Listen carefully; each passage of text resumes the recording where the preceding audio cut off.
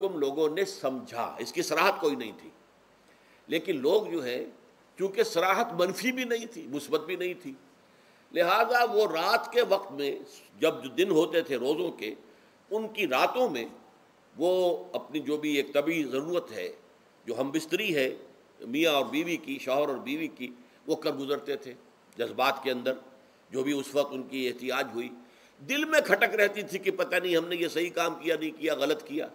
تو اس سے یہ کہ ظاہر بات ہے کہ پھر قرآن مجید اسے قرار دے رہا ہے اپنے آپ سے خیانت کرنا. جب انسان اپنے ضمیر کے خلاف کوئی بات کر رہا ہو تو چاہے وہ بات صحیح ہے لیکن وہ اسے گناہ سمجھ کے کر رہا ہے تو اس نے تو گناہ کیا، وہ اپنے آپ سے تو خیانت کر رہا ہے. ایک شخص ہے وہ بکری کا گوشت کھا رہا ہے لیکن سمجھتا یہ کہ یہ سور کا گوشت ہے، تو اس نے تو سور ہی کا کھایا نا، اس نے بکری کا تو نہیں کھایا، لیکن اس نے سمجھا یہ کہ یہ سور کا گوشت اور کھا رہا ہے. تو اس حوالے سے ایک دغدغہ سا دل میں رہتا تھا، پریشانی. تو اب جو یہ 5ویں آیت ہے، طویل ترین آیت ہے اس سلسلے کی، اس میں روزے کے تکمیلی احکام آ گئے جو ابدی ہیں، آج تک قائم ہیں اور قیامت تک قائم رہیں گے. فرمایا احل لکم لیلۃ الصیام الرفث الی نسائکم، اے مسلمانوں روزے کی راتوں میں تمہارے لیے حلال کر دیا گیا ہے اپنی بیویوں سے اپنی خواہش کا پورا کرنا.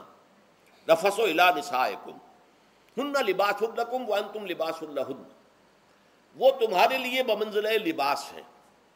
جیسے لباس کے اور انسان کے بدن کے درمیان کوئی حجاب نہیں ہوتا، ایسے ہی شوہر اور بیوی کے درمیان بھی کوئی حجاب نہیں رہتا. ہن لباس لکم وانتم لباس لہن. اور ویسے بھی ایک معنی میں کہ جیسے لباس آپ کو گرمی کی شدت سے بچاتا ہے، ورنہ ہو سکتا ہے کہ تیز دھوپ جو ہے جو عرب میں ہوتی تھی وہ تو آپ کی کھالوں کو جلا دے، تو یہ حفاظت کا ایک ذریعہ بھی ہے. اسی طریقے سے شوہر کے لیے بیوی اپنی عفت و عصمت کو برقرار رکھنے کے لیے ایک ذریعہ ہے کہ کہیں حرام میں منہ نہ مارے، بیوی موجود ہے، حلال ذریعے سے اپنی خواہش پوری کرے. اور بیوی کے لیے شوہر اسی طریقے سے ایک ڈھال بن جاتا ہے کہ اسے خام خواہ ادھر ادھر دیکھنے کا کوئی خیال بھی کبھی نہ آئے، اس کی جو بھی نفسانی خواہش ہے اس کی شوہر پورا کر رہا ہے. تو اس اعتبار سے بھی ہن لباس لکم وانتم لباس لہن. علم اللہ انکم کنتم تختانون انفسکم، اللہ کے علم میں ہے کہ تم اپنے آپ سے خیانت کر رہے تھے. اس کی وضاحت میں پہلے کر چکا ہوں کہ دل میں یہ دغدغہ تھا کہ یہ حرام کام اور کر رہے ہیں، یہ گویا کہ اپنے آپ سے خیانت، اللہ سے بغاوت نہیں تھی. کیوں کہ اللہ تعالیٰ کی طرف سے تو حکم تمہیں معلوم تھا ہی نہیں ابھی، آیا اس کی اجازت ہے یا نہیں ہے، لیکن اپنے آپ سے تو خیانت کر رہے ہو نا. تم یہ سمجھ رہے تھے کہ یہ نہیں ہونا چاہیے، یہ گویا کہ ممنوع ہے اور کر رہے تھے. تو اس کو کہا کہ تم اپنے آپ سے خیانت کر رہے تھے. علم اللہ انکم کنتم تختانون انفسکم فتاب علیکم، تو اللہ نے تم پر اپنی رحمت اور مغفرت کے ساتھ توجہ فرمائی، یعنی جو کچھ اب تک ہو چکا ہے اسے اللہ نے معاف کر دیا، اسے صاف کر دیا، کلین سلیٹ. اب تمہارا جو اعمال نامہ ہے اس میں اس طرح کا اگر کوئی عمل درج ہو گیا ہے تو وہ اللہ نے صاف کر دیا ہے. وعفا عنکم، اور تمہیں معاف بھی کر دیا ہے. فالآن باشروہن، تو اب تم ان کے ساتھ جو بھی تعلق زن و شو ہے اس کو اختیار کر سکتے ہو. فالآن باشروہن وابتغوا ما کتب اللہ لکم، اور حاصل کرو وہ کچھ اللہ نے تمہارے لیے لکھ دیا ہے. یہ تعلق زن و شے سے دو چیزیں ہیں کہ جو مقصود ہیں. ایک تو سب جانتے ہیں اولاد، ہر انسان کی خواہش ہوتی ہے کہ میری نسل کا تسلسل باقی رہے، لیکن نمبر دو ایک شے اور ہے قرآن مجید میں بیان کیا گیا، بلے تسکنوا الیہا، اس میں ایک سکون ہے، اس میں جو بھی ہے جو بھی عمل ہے مباشرت کا، اس میں ایک اعصابی طور پر سکون کی کیفیت انسان کو حاصل ہوتی ہے. تو یہ بھی مطلوب و مقصود ہے. تو ما کتب اللہ لکم، تمہارے لیے اللہ نے اس میں ایک تو اولاد کا معاملہ رکھ دیا ہے اور ایک تمہارے لیے سکون کا، لتسکنوا الیہا، تاکہ تم ان کی طرف توجہ کر کے سکون حاصل کرو. فالآن باشروہن وابتغوا ما کتب اللہ لکم وکلوا واشربوا، اب سحری کا حکم آ گیا. وکلوا واشربوا حتی یتبین لکم الخیط الابیض من الخیط الاسود من الفجر، اور کھاتے رہو اور پیتے رہو یہاں تک کہ تمہارے لیے فجر کے وقت کے اعتبار سے سفید ڈوری سیاہ ڈوری سے بالکل علیحدہ ہو جائے. اصل میں اس کو بعض صحابہ نے تو سمجھا کہ یہ لغوی معنی اس کے لیے کہ آپ اپنے تکیے میں ایک سفید دھاگا رکھ لیا اور ایک کالا رکھ لیا، اور دیکھتے رہتے تھے جب یہ سفید اور کالا علیحدہ علیحدہ نظر آنے لگے تو پھر روزے کا رکھنے کا وقت شروع ہو چکا اور اب کھانا پینا بند کر دیا جائے۔ فرمایا گیا یہ مراد نہیں ہے۔ یہ جب پاؤں پھٹتی ہے تو اس کے اندر ایک سفید سی لکیر جو ہے افق کے اوپر آتی ہے، یہ ہے مراد، کہ وہ جو سفید لکیر ہے وہ ظاہر ہو جائے اور وہ رات کے اختتام کا گویا کہ ایک اعلان اور علم بن جائے۔ تو وَكُلُوا وَاشْرَبُوا، اب اس کی جو ہے بڑی تاکید کی گئی ہے، تسحروا فإن فی السحور برکۃ، سحری ضرور کیا کرو، اور یہ در حقیقت برکت کا ذریعہ ہے۔ یہ بھی آپ نے فرمایا ہمارے اور یہود کے روزے کے مابین جو فرق ہے وہ سحری ہے۔ یہ سحری، چونکہ روزہ جو ہے وہ فجر سے لے کر اور غروب آفتاب تک ہے، طلوع آفتاب سے نہیں، فجر سے، جبکہ وہ سپیدہ سحر جس کو ہم کہتے ہیں نمودار ہو جائے۔ طلوع آفتاب کو ابھی 1.5 گھنٹے بعد ہوگا کہیں جا کر، لیکن اس وقت جو ہے روزہ شروع، غروب آفتاب پر ختم۔ اس حوالے سے اس سے پہلے کھانا پینا، اور اس میں بھی فرمایا گیا کہ بعض لوگ بہت زیادہ احتیاط کرتے وہ صحیح نہیں ہے، اس لیے کہ فجر کے لیے اذان جب دیتے تھے تو اس میں بعض حضرات ذرا جلدی کرتے تھے۔ حضور نے فرمایا کہ نہیں، دیکھو یہ ذرا جلدی کر دیتے ہیں، اگر تم میں سے کسی کے ہاتھ میں پیالہ ہے، ابھی وہ کچھ کھا رہا ہے، اذان ہو گئی ہے، تو وہ اپنا پیالہ پورا کر لے۔ اس میں بھی تشدد کی ضرورت نہیں، جیسے کہ اس سے پہلے ہم پڑھ چکے یسروا ولا تعسروا یرید اللہ بکم الیسر ولا یرید بکم العسر، اللہ تمہارے ساتھ آسانی چاہتا ہے، سختی نہیں چاہتا۔ تو اسی طرح فرمایا وَكُلُوا وَاشْرَبُوا حَتَّى يَتَبَيَّنَ لَكُمُ الْخَيْطُ الْأَبْيَضُ مِنَ الْخَيْطِ الْأَسْوَدِ مِنَ الْفَجْرِ ثُمَّ أَتِمُّوا الصِّيَامَ إِلَى اللَّيْلِ، پھر اب روزے کو پورا کرو رات تک۔ إِلَى اللَّيْلِ میں پھر بڑی بحثیں ہوئی ہیں۔ اس لفظ کی مناسبت سے اہل تشیع اس کے قائل ہیں کہ جب کہ خوب اندھیرا ہو جائے، لیکن اہل سنت کا اجماع ہے کہ غروب آفتاب اس سے مراد ہے، اس لیے کہ آغاز رات کا غروب آفتاب کے ساتھ ہے، اور اس میں بھی احادیث کے اندر آیا ہے کہ تعجیل کرنی چاہیے۔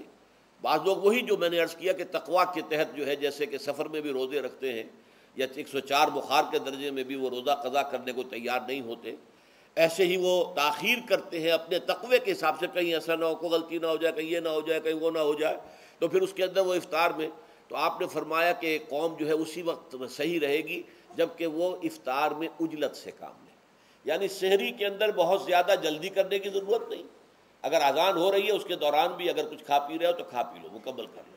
اسی طریقے سے افطار کے اندر جو ہے وہ تاخیر کرنے کی ضرورت نہیں، سورج کے غروب کے ساتھ افطار کر لو۔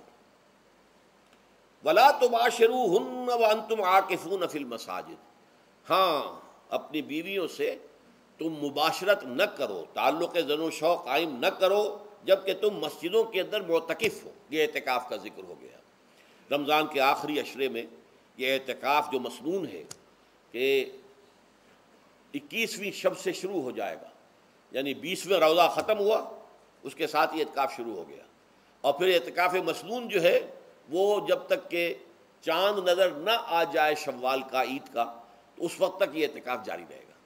یہ ہے مسنون اعتکاف۔ اس کی کیا حکمت ہے وہ میں بعد میں عرض کروں گا۔ تو یہ حکمت جو ہے اس کے حوالے سے گفتگو بعد میں ہو جائے گی، لیکن یہاں یہ بتا دیا گیا کہ یہ جو رمضان کی 20 راتوں میں اجازت دی گئی ہے اپنی بیویوں کے ساتھ ہم بستری کی، وہ اس معتکف کے لیے نہیں ہے۔ جو مسجد میں معتکف ہے تو ہاں اس کی اہلیہ آ سکتی ہے وہاں ملاقات کے لیے، کسی مشورہ کوئی کرنا ہے بہت ضروری ہے، آ جائے، ملاقات ہو سکتی ہے، لیکن یہ کہ مباشرت نہیں ہو سکتی، وہ حرام ہے۔ فرمایا وَلَا تُبَاشِرُوهُنَّ وَأَنْتُمْ عَاكِفُونَ فِي الْمَسَاجِدِ تِلْكَ حُدُودُ اللَّهِ، یہ اللہ کی حدود ہیں، شریعت اسلامی کی یہ حدود ہیں، فَلَا تَقْرَبُوهَا، تو ان کے قریب تک مت جاؤ۔ قرآن مجید میں اس اعتبار سے دو انداز تعبیر ہے کہ اللہ کی حدود ہے فَلَا تَعْتَدُوهَا، یہ اللہ کی حدود ہیں، ان سے تجاوز نہ کرو، اس حد کو پھلانگ نہ جاؤ، اس حد سے آگے نہ گزر جاؤ۔ یہاں ہے تقربوها، اللہ تعالیٰ کی حدود کے قریب تک نہ جاؤ۔ اس کی وجہ ایک حدیث میں بیان کر دی گئی ہے کہ جیسے ہر بادشاہ کی ایک چراگاہ ہوتی ہے، وہ صرف شاہی جو بھی ہیں جانور ہیں ان کے، یا گھوڑے ہیں یا کوئی اور ہیں، ان کے چرنے کے لیے ہے، وہاں پہ کوئی رعایت کا کوئی آدمی اپنی بھیڑ بکریاں وغیرہ نہیں لے جا سکتا۔ وہ حما کہلاتا تھا کہ یہ شاہ کے لیے مخصوص ہے، لکل ملک حمن وحم اللہ محارمہ، اللہ بھی بادشاہ ہے کائنات کا، ارض و سما کا، اس نے بھی جن چیزوں کو حرام کر دیا ہے وہ حما ہے، اس میں داخل نہیں ہونا تمہیں۔ تو فرمایا کہ جو چرواہا اپنی بھیڑوں کو بالکل اس کی آخری حد تک لے جائے گا تو اندیشہ ہے کہ کوئی بھیڑ کوئی بکری چھلانگ لگائے اور اس چراگاہ میں داخل ہو جائے. اس لیے کیپ ایٹ اے ڈسٹینس، ایک فاصلے پر رہو. احتیاط کا تقاضا یہ ہے کہ اس آخری حد کے قریب نہ جاؤ. فلا تقربوہا، اس کے قریب نہ جاؤ. ان حدود کی تو سختی کے ساتھ پابندی کرنی ہے. ان کے لیے یہ ہے کہ ان کو نہ صرف یہ کہ ان سے تجاوز نہیں کرنا بلکہ ان سے ذرا کچھ فاصلے ہی پر اپنے آپ کو رکھنا ہے. کذالک یبین اللہ آیاتہ للناس، اسی طریقے سے اللہ تعالیٰ واضح کرتا ہے اپنی آیات کو لوگوں کے لیے. وَلَعَلَّهُمْ يَتَّقُونَ، اور تاکہ وہ پھر تقویٰ کریں، بچیں. جب احکام معلوم ہو گئے اب بچنا آسان ہے. جب احکام معلوم نہیں تو اندیشہ ہے کہ کہیں کسی حرام کے اندر جو ہے وہ ملوث ہو جائے. جیسے کہ ایک حدیث میں آتا ہے کہ الحلال بین والحرام بین وبینہما مشتبہات. حلال کیا ہے یہ بھی واضح ہے، حرام کیا ہے یہ بھی واضح. البتہ ان دونوں کے مابین کچھ چیزیں ہوتی ہیں متشابہات، پتہ نہیں حلال ہے کہ حرام ہے. تو تم بچو، ان چیزوں سے بھی بچو، اس لیے کہ اس کے اندر حرام ہونے کا اندیشہ ہے نا، لہذا ان سے بھی بچو. جو صریحاً حلال ہے اسی پر اکتفا کرو. جن کے بارے میں تعین نہیں ہو پا رہا ہے کہ وہ حلال ہیں، البتہ یہ بھی ثابت نہیں ہو رہا ہے کہ وہ حرام ہیں، تو ان سے یہ تقویٰ کا تقاضا ہے. اگرچہ قانونی اعتبار سے یہ کہا جائے گا کہ وہ مباح ہے. جس شے کی حرمت کا ثبوت ہمیں کتاب اللہ اور سنت رسول سے نہ ملے وہ مباح ہے.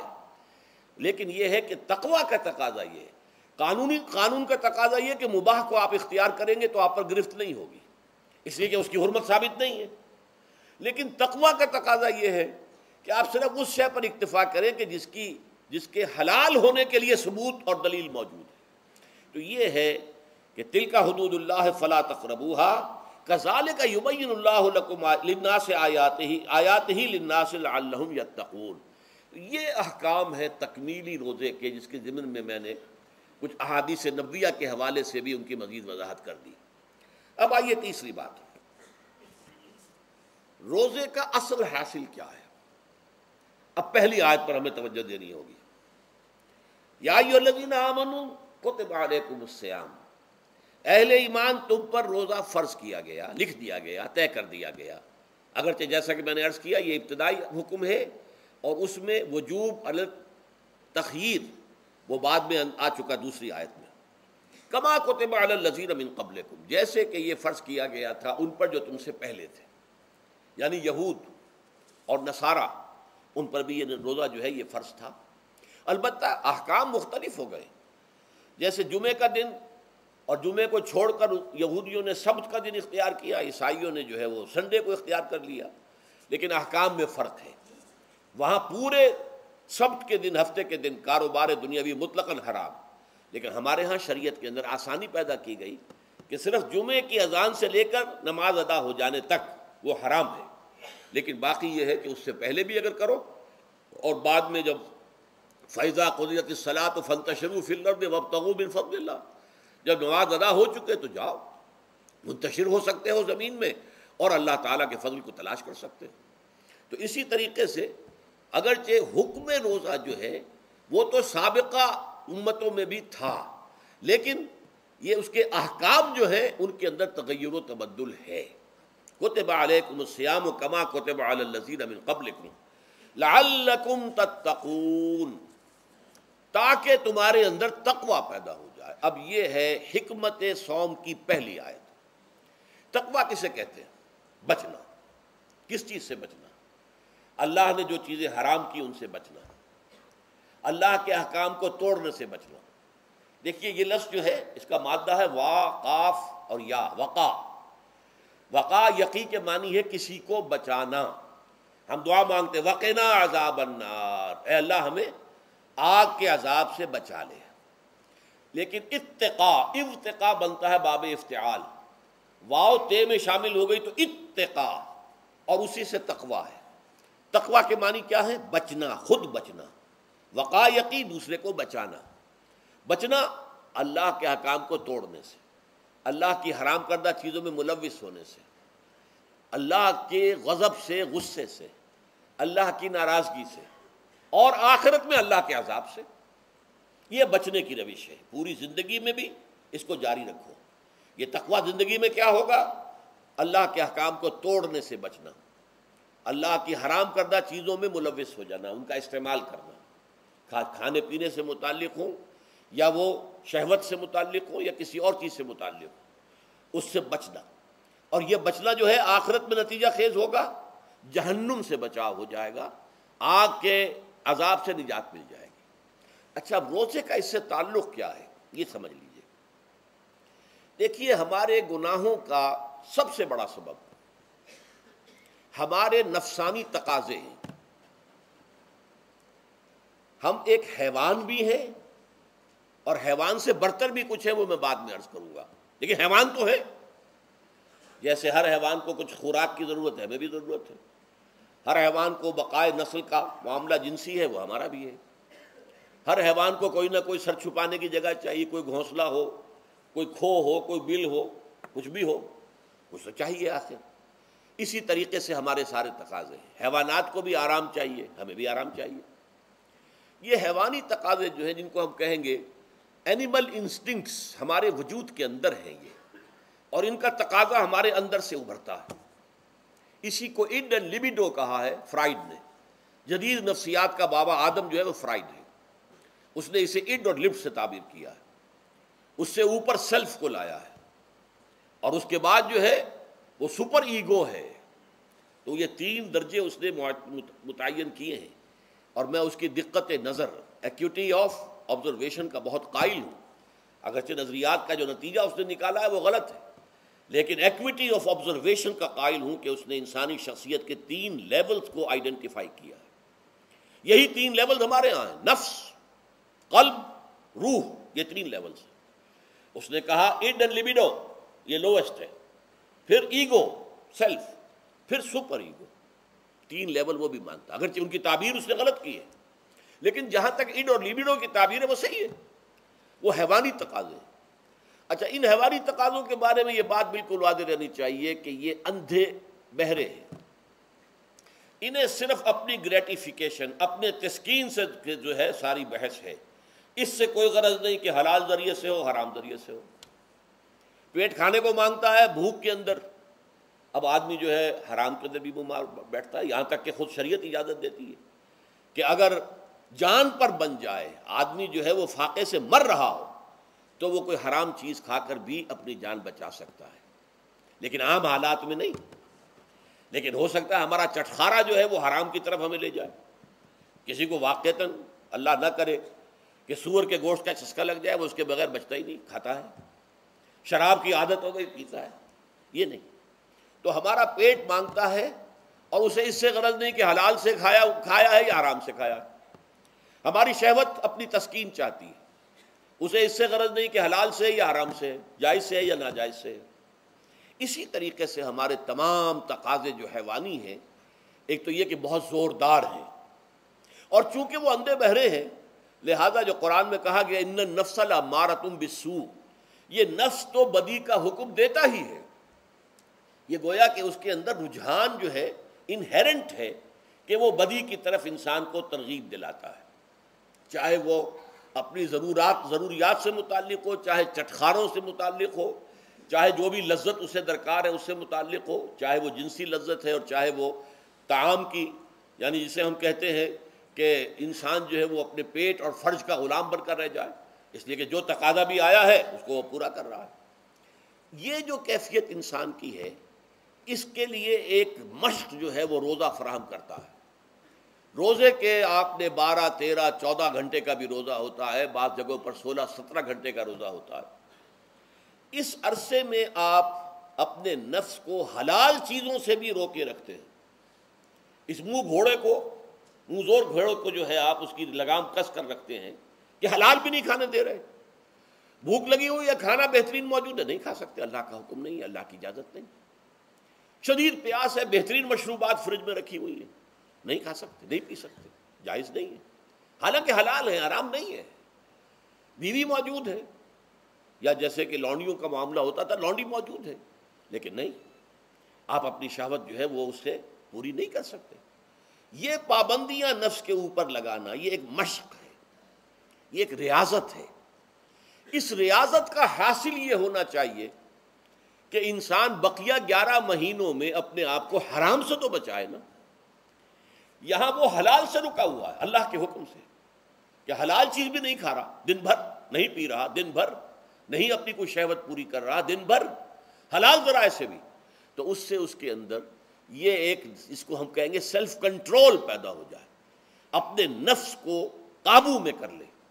یہ گویا کہ اس کا سب سے پہلا اس روزے کی ریاضت، روزے کی مشق کے حوالے سے یہ اس کی حکمت ہوئی کہ اس سے کے ذریعے سے انسان میں سیلف کنٹرول پیدا ہو رہا ہے، ضبط نفس. یہاں پہ تھوڑی سی میں وضاحت کر دوں. رہبانیت کے اندر آپ کو معلوم ہے کہ سیلف اینیہیلیشن، انگریزی الفاظ جو ہیں وہ زیادہ بعض لوگوں کے لیے واضح ہوں گے، نفس کشی، نفس کو کچل دینا، ختم کر دینا، مار دینا، یہ رہبانیت میں ہوتا ہے، اسلام میں نہیں. اسلام کا نظام بڑا متوازن ہے. ان لنفسک علیک حقا وان لزوجک علیک حقا وان لزورک علیک حقا. حضور نے فرمایا دیکھو تمہارے نفس کا بھی تم پر حق ہے، اسے مناسب حد تک آرام دینا بھی تمہارے ذمے ہے، اسے غذا بہم پہنچانا بھی تمہارے ذمے ہے. فرق صرف کیا ہے، حلال سے ہو حرام سے نہ ہو. اس کی شہوت کو پورا کرنا بھی تمہارے ذمے ہے. فرق صرف کیا ہے، جائز راستے سے ہو حرام سے نہ ہو. اس کا نام ضبط نفس ہے، سیلف اینیہیلیشن، نفس کو کچل دینا. یہ جو تپسیائیں جو ہیں ہندو سادھو کرتے رہے ہیں، اور جو سب سے زیادہ معاملہ جو ہے وہ جو راہب ہوتے تھے حضرت مسیح علیہ السلام کے پیروکاروں میں، انہوں نے تاریخ کے اندر جو مثالیں دی ہیں اس کا جو ہے اندازہ کرنا مشکل ہو جاتا ہے کہ کس درجے وہ لوگ اپنے نفس کو کچل دیتے تھے، جس کا قرآن مجید میں سورہ حدید میں ذکر بھی ہے. اکثر لوگ تو پابندی نہیں کر سکتے تھے، اپنے اوپر پابندیاں لگانے کے بعد غلط راستوں پر بھی چل پڑتے تھے، لیکن جو لوگ ان پابندیوں کو نبھاتے تھے وہ کس انتہا تک جاتے تھے. کبھی آپ جو ہے ہسٹری آف کرسچن مناسٹسزم پر جو تاریخ کی کتابیں لکھی گئی ان کو پڑھیں تو اندازہ ہوگا. مولانا مودودی نے تفہیم القرآن میں اس کا کچھ حوالے دیے ہیں، اور واقعہ یہ کہ رونگٹے کھڑے ہو جاتے ہیں انسان پر کہ اس درجے میں انہوں نے اپنے نفس کو کچلا تھا. ہمارے صوفیہ کے ہاں بھی بعض ایسی روایات صحیح ہیں یا غلط ہے بیان کی جاتی ہیں، لیکن اسلام کا اصل معاملہ کیا ہے، توازن، اعتدال. تمہارے نفس کا بھی تم پر حق ہے، ان لنفسک علیک حقا، تمہاری بیوی کا بھی تم پر حق ہے، وَإِنَّ لِزَوْجِكَ عَلَيْكَ حَقًّا، اور تمہارا جو بھی کوئی ملاقاتی آئے، کوئی دوست ہے، اس کا بھی زورک علیک حق، زیارت کرنے کے لیے کوئی آیا اس کا بھی حق ہے، ان کے حقوق ادا کرو. حضرت عبداللہ ابن عمرو ابن العاص رضی اللہ تعالی عنہما صحابہ کرام میں اس اعتبار سے بہت ممیز تھے کہ ان پر عبادت جو ہے، عبادت گزاری کا اتنا غلبہ ہو گیا تھا، ہر روز روزہ رکھتے تھے اور رات کو پوری رات کھڑے رہتے تھے. حضور کو اطلاع دی گئی، حضور نے طلب کیا فوراً. آپ نے فرمایا یا عبداللہ الم نخبر، کیا ہمیں یہ خبر نہیں دی گئی انک تصوم الدہر وتقوم اللیل، کہ تو ہمیشہ رات کو کھڑا رہتا ہے نماز میں اور ہر روز روزہ رکھتا ہے. اب ظاہر بات ہے حضور کے حضور میں جھوٹ کیسے بولتے، ویسے بھی جھوٹ بولنے کا سوال نہیں صحابہ کے لیے. تو عرض کیا بلا یا رسول اللہ ایسی ہے تو صحیح ہے. فرمایا لا تفعل، ہرگز ایسا مت کرو. فإن لنفسك عليك حقا وإن لزوجك عليك حقا وإن لزورك عليك حقا، تمہارے نفس کا بھی تم پر حق ہے. روزہ رکھو بھی اور افطار بھی کرو. بہترین روزہ جو ہے وہ حضرت داؤد علیہ السلام کا تھا، ایک دن روزہ رکھتے تھے، ایک دن افطار کرتے تھے. لیکن یہ ہے کہ آپ ہفتے میں 2 دن روزے حضور کے ہیں، سوموار کو اور جمعرات کو. مہینے میں 3 روزے یہ ہیں، اس میں گویا کہ سنت پر عمل بھی ہو جائے گا. لیکن یہ کہ ہمیشہ روزہ رکھنا، بلکہ یہاں تک کہا گیا ما ساما من سامت دہر، جو ہمیشہ روزہ رکھتا ہے اس نے کوئی روزہ رکھا ہی نہیں. کیا مطلب؟ یہ تو اس نے اپنی ہیبٹس بدل لی ہیں. ہیبٹس ہو گئی ہیں یہ کہ سارا دن بھر نہیں کھانا، صبح کھانا شام کو کھانا، بس. یہ تو اس نے اپنی ہیبٹ بدل لی ہے، روزہ ہیبٹ بن گیا اس کا. ما ساما من سامت دہر، جس نے ہمیشہ روزہ رکھا اس نے کوئی روزہ رکھا ہی نہیں. اس لیے کہ روزہ تو در حقیقت اس شخص پر شاخ گزرتا ہے جس کو عادت ہے دن میں کھانا کھانے کی، اس کو دن کے اندر 3 کھانے کھانے کی عادت ہے، تبھی تو وہ شاخ گزرے گا. اگر وہ عادت ہی آپ نے بدل لی ہے تو ظاہر بات ہے کہ پھر روزے کی جو برکت ہے وہ تو ظاہر نہیں ہوگی. تو بہرحال اس اعتبار سے غور کیجئے کہ یہ پہلا حکم جو ہے روزے کا، لعلکم تتقون، تاکہ تمہارے اندر تقوی پیدا ہو جائے، اپنے نفس پر کنٹرول پیدا ہو جائے. اس کو یوں سمجھیے کہ یہ ایک بڑا منہ زور گھوڑا ہے، ہمارا جو نفس ہے، ہمارا جو جسم ہے، حیوانی نظام. اس پر ہماری خودی یا ہماری انا یا ہماری ایگو یا ہمارا سیلف یہ اس پر حکمران ہے، اس کا گھوڑے کا سوار ہے۔ اب اگر گھوڑا منہ زور ہے اور سوار کے قابو میں نہیں ہے تو کیا نتیجہ نکلے گا؟ اب وہ گھوڑے کے اختیار میں ہے، سوار صاحب کی جان جو ہے وہ جا کر پٹخ دے کہیں، کسی کھائی میں گرائے، کسی اور جگہ گرائے، وہ تو گویا کہ اس کے رحم و کرم پر ہے۔ ہاں اگر سوار تکڑا ہے اور سوار نے جو ہے گھوڑے کو قابو میں کیا ہوا ہے، اس کی رانوں میں بھی جان ہے، دبایا ہوا ہے گھوڑے کو اپنی رانوں کے درمیان، تو ظاہر بات ہے کہ اب یہ گھوڑا جو ہے بہت بڑی ایسٹ ہے اس کے لیے۔ اب گھوڑا ادھر جائے گا جدھر سوار لے جانا چاہے گا، سوار اپنے مقصد اپنی منزل تک پہنچے گا گھوڑے کے ذریعے سے، اور اگر برعکس ہے جیسا کہ میں عرض کر چکا ہوں تو وہ سوار جو ہے وہ گھوڑے کے رحم و کرم پر ہے۔ یہی معاملہ ہے، ہماری خودی یا ہماری انا یا ہمارا ایگو یہ در حقیقت یہ راکب ہے، اور ہمارا وجود حیوانی یہ مرکب ہے، یہ گھوڑا ہے۔ اگر ہم قابو یافتہ ہوں اپنے اس گھوڑے کے اوپر تو یہی جسم ہمارے لیے ایک بہت بڑا ایسٹ ہے۔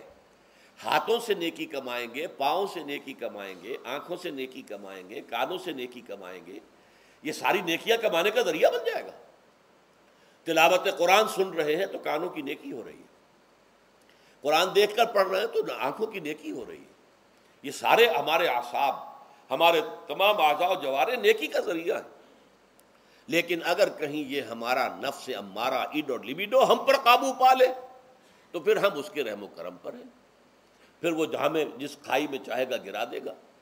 تو اس اعتبار سے روزہ مجرد ابھی روزے کی بات ہو رہی ہے، وہ روزہ خاص طور پر کہ جس کا حکم پہلے دیا گیا تھا ایام معدودات، اس کے بارے میں اس کی حکمت، مجرد روزے کی حکمت کیا ہے؟ ضبط نفس۔ اسی ضبط نفس کا دوسرا نام تقویٰ ہے۔ آپ اپنے نفس پر قابو یافتہ ہیں اور پھر اللہ کے سامنے جھک رہے ہیں، یہ ہوئی نا اصل بات۔ آپ اللہ کے سامنے تو جھک رہے ہیں، اے اللہ میں تیری ہی بندگی کرتا ہوں اور کروں گا، نفس پر قابو ہے ہی نہیں، تو آپ کا یہ کہنا محمل ہو جائے گا۔ نفس کا تقاضا ابھرے گا اور آپ اس کے آگے ہاتھ جوڑ کر کھڑے ہو جائیں گے، تو گویا کہ جو آپ نے کہا تھا ایاک نعبد و ایاک نستعین، اس کی پیروی کرنا، اس کو پورا کرنا، اس کا تقاضا بجا لانا آسان کام نہیں ہے۔ چبی گویم مسلمانم بلرزم کہ دانم مشکلات لا الہ رہا۔ جب میں کہتا ہوں کہ میں مسلمان ہوں تو مجھ پر کب کب یہ طاری ہوتی ہے، اس لیے کہ مجھے معلوم ہے کہ لا الہ کہنے کا مقصد کیا ہے اور مطلب کیا ہے، اس کے تقاضے کیا ہیں۔ تو روزہ مجرد روزے کی غرض و غایت تقویٰ یا ضبط نفس یعنی سیلف کنٹرول، اور اس سیلف کنٹرول کے ساتھ اپنے پورے وجود کو اللہ کے سامنے جھکا دینا، یہ عبادت ہے۔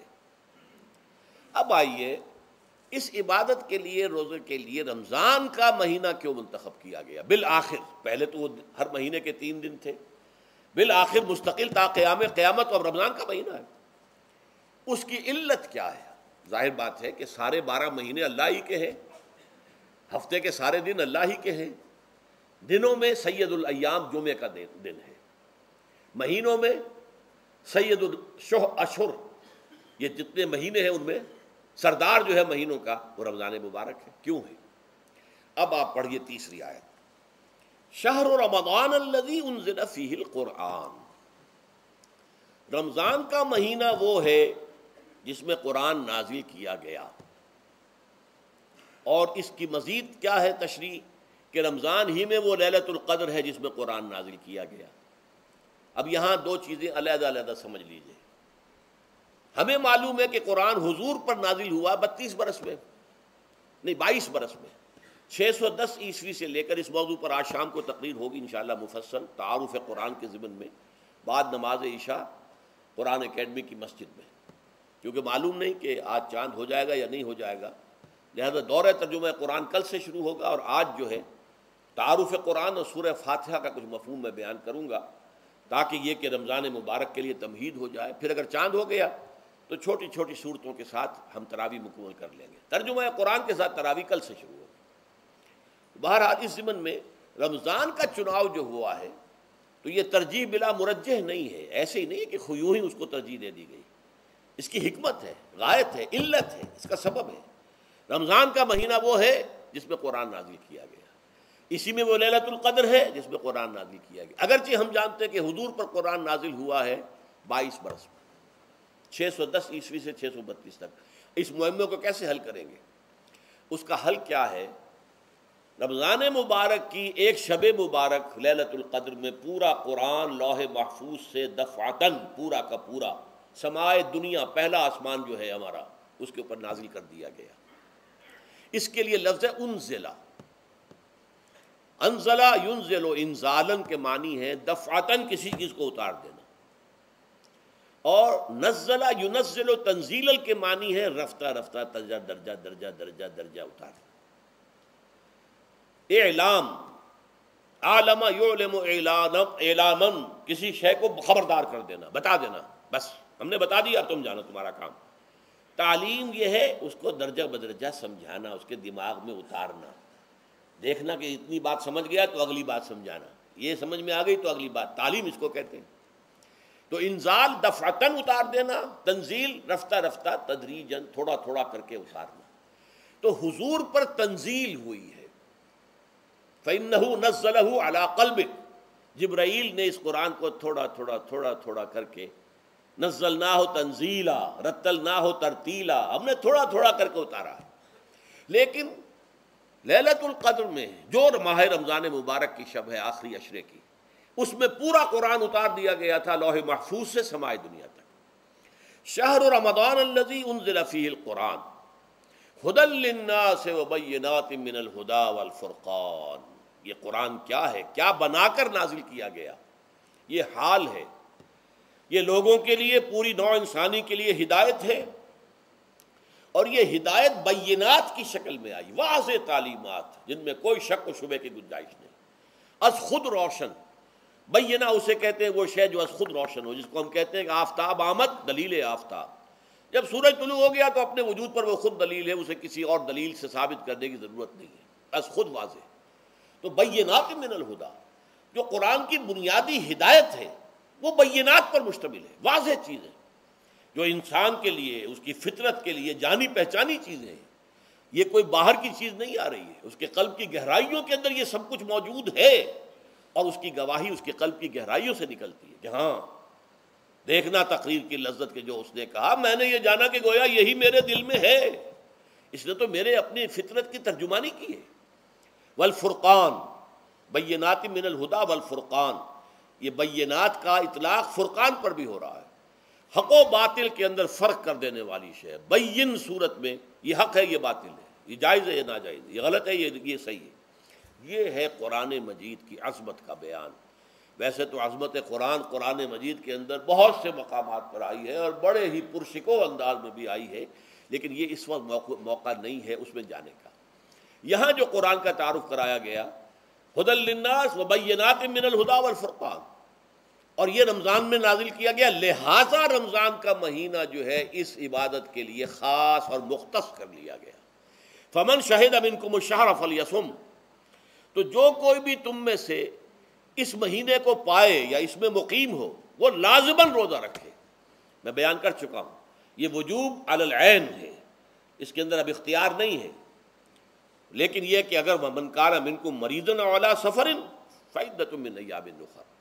اب دیکھیے، یہ جو رمضان مبارک کو منتخب کیا گیا جو نزول قرآن کا مہینہ ہے، تو اس میں ایک دوہرا پروگرام رکھ دیا گیا ہے جو قرآن مجید میں تو واضح طور پر نہیں کہا گیا، اس لیے کہ اگر قرآن میں اس طور سے آ جاتا تو فرض ہو جاتا، اسے تطوعاً رکھا گیا ہے، لہذا اس کا ذکر قرآن میں نہیں ملے گا۔ موجود ہے کہ جب اس مہینے کو چنا ہی اس لیے گیا ہے کہ یہ نزول قرآن کا مہینہ ہے، لہذا اس کے لیے جو ہم نے پڑھا تھا وہ خطبہ، وہ اب اس کو پلٹ لیجئے۔ جعل اللہ صیامہ فریضۃ وقیام لیلہ تطوعا، اللہ نے اس مہینے کا روزہ رکھنا تو فرض قرار دے دیا ہے، اور اس کا قیام اللیل، راتوں کو کھڑے رہنا، یہ مرضی پر چھوڑ دیا ہے، جو کر سکے، جو بھی ہمت کرے، ترغیب و تشویق ہے۔ اب دیکھیے ترغیب و تشویق کے لیے دوسری حدیث جو یہاں پر ہے، عن ابی ہریرہ رضی اللہ عنہ قال، حضرت ابو ہریرہ سے مروی ہے رضی اللہ عنہ کہ انہوں نے فرمایا، قال رسول اللہ صلی اللہ علیہ وسلم، کہ اللہ کے رسول نے فرمایا صلی اللہ علیہ وسلم من صام رمضان ایمانا و احتسابا غفر له ما تقدم من ذنبه، جس نے رمضان میں روزے رکھے ایمان کے ساتھ، یقین کے ساتھ، اور احتساب، اللہ سے اس کے اجر کی امید میں، غفر له ما تقدم من ذنبه، اس کے پچھلے تمام گناہ معاف ہو جاتے ہیں۔ یہ نوٹ کیجئے کہ اس سے مراد گناہ کبیرہ نہیں ہے، گناہ صغیرہ ہے۔ گناہ کبیرہ کے لیے توبہ شرط ہے، گناہ صغیرہ جو ہے وہ ان چیزوں سے دھل جاتے ہیں۔ لیکن اب دیکھیے ومن قام رمضان ایمانا و احتسابا، اور جو کوئی کھڑا رہا رمضان میں، یعنی قیام اللیل، ایمان اور احتساب کے ساتھ، غفر له ما تقدم من ذنبه۔ اب تیسری بات، ومن قام لیلۃ القدر ایمانا و احتسابا، اور جو کھڑا رہا قیام اللیل جس نے کیا ہے لیلۃ القدر میں ایمان اور احتساب کے ساتھ، غفر له ما تقدم من ذنبه، متفق علیہ۔ یہ حدیث بخاری اور مسلم دونوں کی ہے۔ اب یہاں جو بات میں چاہتا ہوں کہ آپ پر واضح ہو جائے، اس حدیث میں دونوں چیزوں کو پیرلل لایا گیا، من قام رمضان من صام رمضان، پیرلل، بالکل متوازی، ہم وزن اعتبار سے، من صام رمضان ایمانا و احتسابا غفر له ما تقدم من ذنبه، من قام رمضان ایمانا و احتسابا غفر له ما تقدم من ذنبه۔ اب سوال پیدا ہوتا ہے قیام اللیل سے مراد کیا ہے؟ یہاں پہ میں ذرا تراویح کا جو پس منظر ہے وہ بیان کر دینا چاہتا ہوں۔ دیکھیے جیسا کہ ہم نے خطبے میں بھی دیکھ لیا، اللہ نے قیام اللیل جو ہے اسے فرض نہیں ٹھہرایا تطوعا، قرآن مجید میں بھی اس کا کوئی ذکر نہیں، احادیث میں اس کی تشویق و ترغیب پوری موجود ہے، ایک اور حدیث بھی ہم بعد میں پڑھیں گے اس پر۔ اس کا پس منظر کیا تھا کہ اس کو چھوڑ دیا گیا۔ اب ظاہر بات ہے مسلمانوں میں کمزور بھی ہیں، مسلمانوں میں وہ مزدوری کرنے والے بھی ہیں، روزہ تو فرض ہے ان پر، چاہے مئی کا مہینہ ہے اور گندم کاٹنی ہے، روزہ تو پھر بھی رکھنا ہوگا، یہ سب کچھ ہے۔ لیکن یہ کہ رات کو پھر کھڑے رہنا ان کے لیے، جاگنا ممکن نہیں، لہذا ان کے اوپر یہ چیز فرض نہیں۔